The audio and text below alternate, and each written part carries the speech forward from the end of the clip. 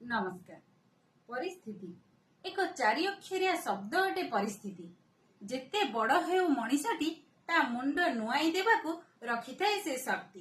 कहार करे से क्षति आउ काहाकू आनी दिए ख्याति।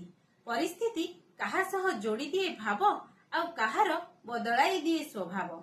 जेउदिन दुशासन सभा को आनिला द्रौपदी चुटी भिड़ी से दिन भी अर्जुन भली धनुर्धर चुप रही केवल परिस्थिति रे पड़ी।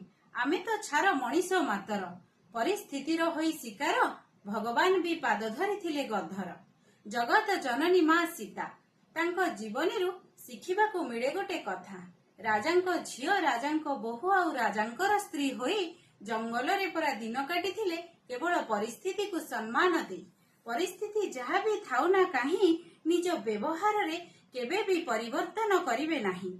जीवनर वास्तवता तो एठी केही कहार निजर नाही। सभी बंधा एठी स्वार्थरे दिने बाहुड़ी जीवे छखंड काठ रथरे। तेबे परिस्थिति जदि नुहे चिरस्थायी ए परिस्थिति को नहीं आमे दुख करिबा काहे। संसारर वास्तवता एटा केबे आसे जुआर आउ केबे आसई भटा, केबे चांदिनी राती आउ केबे बरसा छिटा।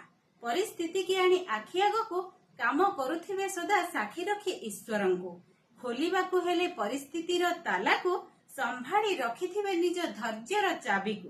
खराब समय रे निजको रखिबे स्थिर देखिबे परिस्थिति दिने निश्चय होइब दूर, निश्चय होइब दूर। धन्यवाद।